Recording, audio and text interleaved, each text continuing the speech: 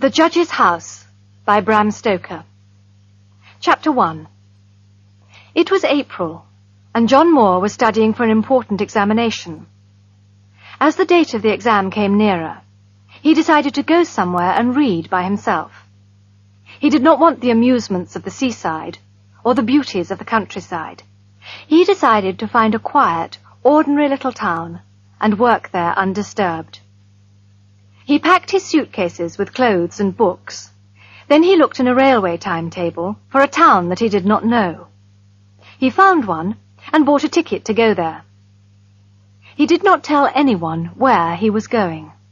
After all, he did not want to be disturbed. That is how Moore arrived at Benchurch. It was a market town, and once a week it was quite busy for a few hours. The rest of the time, it was a very quiet, sleepy little place. Moore spent his first night at the only hotel in the town. The landlady was very kind and helpful, but the hotel was not really quiet enough for him. The second day, he started looking for a house to rent. There was only one place that he liked. It was more than quiet. It was deserted and very lonely. It was a big, old 17th century house. It had tiny windows like a prison, and a high brick wall all round it. It would be hard to imagine a more unwelcoming place, but it suited Moore perfectly.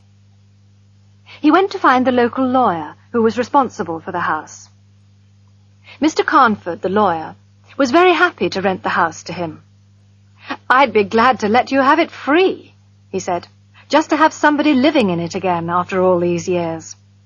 It's been empty so long that people have spread a lot of foolish stories about it. You'll be able to prove that the stories are wrong." Moore did not think it was necessary to ask the lawyer for more details of the foolish stories. He paid his rent, and Mr. Carnford gave him the name of an old servant to look after him. He came away from the lawyer's office with the keys of the house in his pocket. He then went to Mrs. Wood, the landlady of the hotel. "I'm renting a house for a few weeks," he said. "Can you advise me about shopping, please? What do you think I shall need?" "Where are you going to stay, sir?" the landlady asked. Moore told her. She threw up her hands in horror. "Not the Judge's house?" she said, and she grew pale as she spoke. He asked her to tell him more about the house. "Why is it called the Judge's house?" he said. "And why doesn't anyone want to live in it?" Chapter 2. "Well, sir," she said, "a long time ago, I don't know how long, a judge lived there. He was a hard, cruel judge, sir, a real hanging judge. He showed no mercy to anyone. But as for the house itself, well, I can't say. I've often asked, but nobody could tell me for certain." She found it hard to explain. The general feeling in the town was that there was something strange about the judge's house. "As for me, sir," she said, "I won't stay there alone, not for all the money in the bank." Then she apologized to Moore. "I'm sorry to worry you, sir, really I am. But if you were my son, I wouldn't let you stay there one night on your own. I'd go there myself and pull the big alarm bell that's on the roof." Moore was grateful for her kindness and her anxiety. "How good of you to be so anxious about me, Mrs. Wood," he said. "But there's really no need to worry. I'm studying for an important examination, and I have no time for horrors or mysteries." The landlady kindly promised to do his shopping for him. Moore then went to see the old servant, whom Mr. Carnford had recommended to him. Her name was Mrs. Dempster, and she seemed pleasant and eager to please her new master. When he returned with her to the judge's house 2 hours later, he found Mrs. Wood waiting outside it. She had several people with her, men and boys carrying parcels, and another 2 men with a bed. "But there are beds in the house!" cried Moore in surprise. "And nobody's slept in them for 50 years or more. No, sir, I won't let you risk your life in an old damp bed." The landlady was obviously curious to see the inside of the house. At the same time, she was clearly afraid. At the smallest noise, she held nervously to Moore's arm. Together, they explored the whole house. After his exploration, Moore decided to live in the dining room. It was big enough for both working and sleeping. Mrs. Wood and Mrs. Dempster began to arrange everything. Soon the baskets were unpacked. Moore saw that kind Mrs. Wood had brought many good things from her own kitchen. Before she left, she turned to Moore and said, "I do hope you will be all right, sir. But I must say, I couldn't sleep here with all those ghosts." When she left, Mrs. Dempster laughed. "Ghosts?" she said. "Ghosts? There are no ghosts. There are rats and insects and doors that need oiling. There are windows that blow open in the wind. Look at the old oak walls of this room, sir. They are old, hundreds of years old. Don't you think there'll be rats and insects behind the wood? You'll see plenty of rats here, sir, but you won't see any ghosts. I'm sure of that. Now you go and have a nice walk, sir, and when you come back, I'll have this room all ready for you." She kept her promise. When Moore returned, he found the room clean and neat. A fire was burning in the ancient fireplace. She had lit the lamp and put his supper ready on the table. "Good night, sir," she said. "I have to go now and get my husband's supper. I'll see you in the morning." "This is wonderful," said Moore to himself, as he ate Mrs. Dempster's excellent food. When he had finished his supper, he pushed the dishes to the other end of the table. He put more wood on the fire and began to study. Chapter 3. Moore worked without stopping until about 11 o'clock. Then he put some more wood on the fire. He also made a pot of tea. He was enjoying himself very much. The fire was burning brightly. The firelight danced on the old oak walls and threw strange shadows around the room. His tea tasted excellent, and there was nobody to disturb him. Then, for the first time, he noticed how much noise the rats were making. Were they making all this noise while I was studying? He thought. No, I don't think they were. Perhaps they were afraid of me at first. Now they have become braver, and they're running about as usual. How busy they were, and what a lot of noise they made. Up and down they rushed, behind the old oak walls, over the ceiling and under the floor. Moore remembered Mrs. Dempster's words. "You'll see plenty of rats, but you won't see any ghosts." "Well," he said with a smile, "she was right about the rats anyway." He picked up the lamp and looked around the room. "How strange," he said to himself. "Why doesn't anybody want to live in this beautiful old house?" The oak walls were very beautiful. There were some old pictures on the walls, but they were covered with dust and dirt, and he could not see them clearly. Here and there he saw small holes in the walls. From time to time the curious face of a rat stared at him. Then with a scratch and a squeak, it was gone. The thing that interested him most, however, was the rope of the great alarm bell on the roof. The rope hung down in a corner of the room, on the right-hand side of the fireplace. He found a huge high-backed oak chair and pulled it up beside the fire. There he sat and drank his last cup of tea. Then he put more wood on the fire and sat down at the table again with his books. For a time the rats disturbed him with their scratching and squeaking.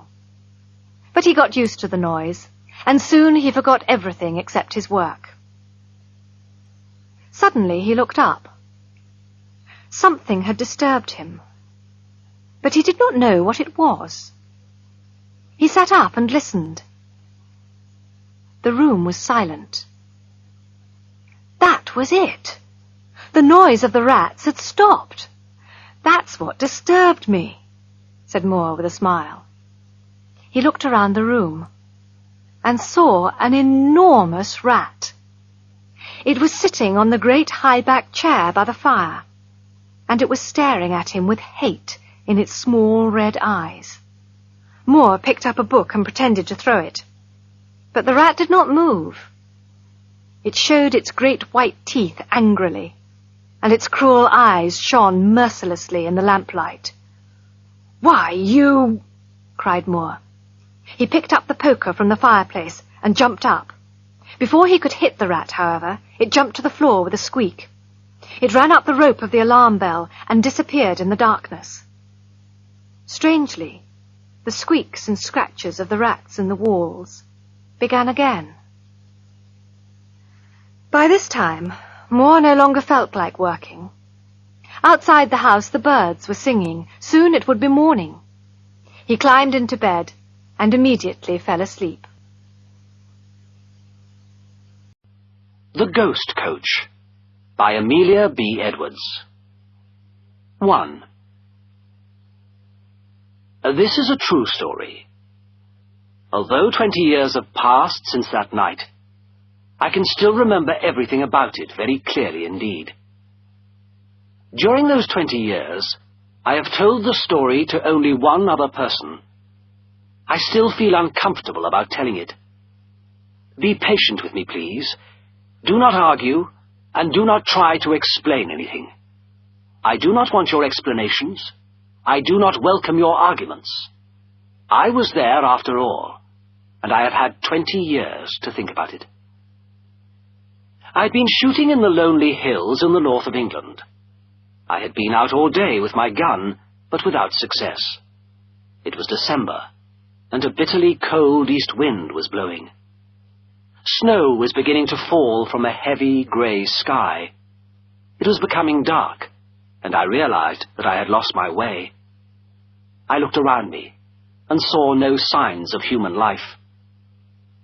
Oh well, I thought, I must just keep on walking, and perhaps I'll find shelter somewhere. I put my gun under my arm and started walking. The snow fell heavily. It became very cold, and night was falling fast. I was very tired and hungry. I had been out all day, and I had eaten nothing since breakfast. I thought about my young wife and the hotel in the village. How worried she will be, I thought. I promised to come back before nightfall. I wish I could keep that promise. We had been married just 4 months. We loved each other very much, and of course we were very happy together. I hated to worry her. Well, I thought, perhaps I'll find shelter somewhere. Perhaps I'll meet someone who can tell me how to get back to the hotel. Then with luck, I'll see my dear wife before midnight. All the time the snow was falling, and the night was becoming darker.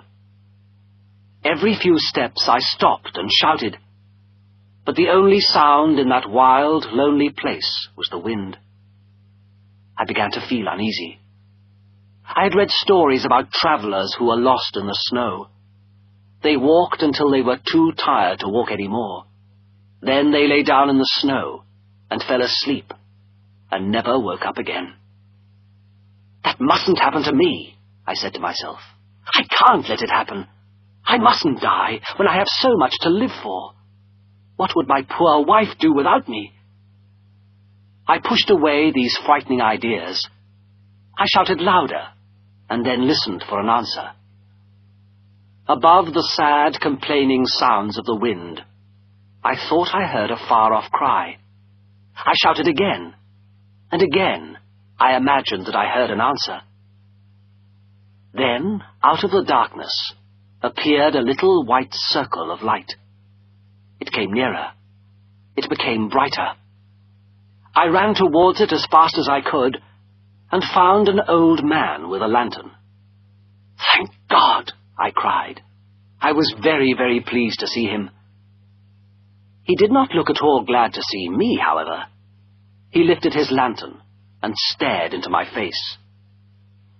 What are you thanking God for? He growled. Well, I was thanking him for you. I was afraid that I was lost in the snow. Where are you trying to get to? Dwalding. How far is it from here? I asked. About 20 miles, the old man growled. So you are lost after all. Oh dear. And where is the nearest village? The nearest village is Wyke, and that's 12 miles away from here. Where do you live then? Over there, he said, pointing with the lantern. Are you going home then? I asked.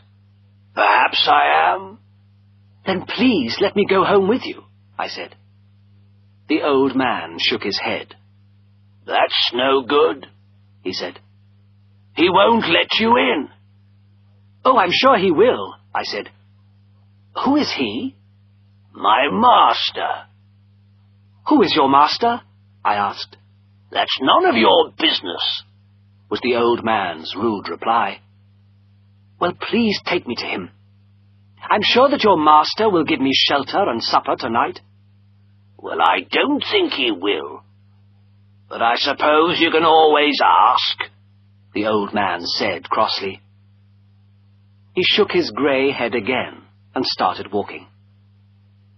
I followed the light of his lantern through the falling snow.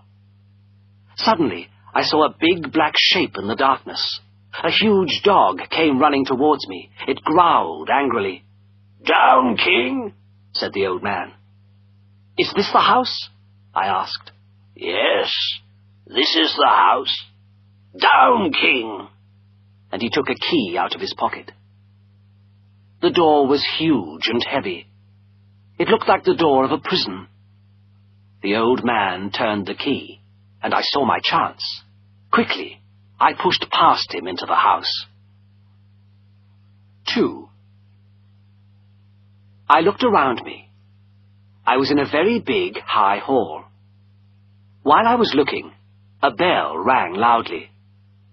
That's for you, said the old man. He gave an unfriendly smile. That's the master's room. Over there. He pointed to a low black door at the opposite side of the hall. I walked up to it and knocked loudly. Without waiting for an invitation, an old man with white hair was sitting at a table. Papers and books covered the table. He got up and looked very hard at me. Who are you? He said. How did you get here? And what do you want? My name is James Murray, I answered. I'm a doctor. I walked here across the hills.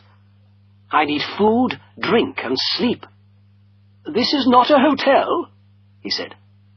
Jacob, why did you let this stranger into my house? I didn't let him in, growled the old man. He followed me home, and he pushed past me into the house. I couldn't stop him. He's bigger than I am. His employer turned to me. And why did you do that, sir? He asked. To save my life, I answered at once. To save your life? The snow is deep already, I replied. It will be deep enough to bury me before morning. He walked over to the window and looked out at the falling snow. It's true, he said at last. You may stay until morning if you wish. Jacob, bring our supper. Sit down, please. He sat down at the table again and began to read. I put my gun in a corner. I sat down near the fire and looked around me.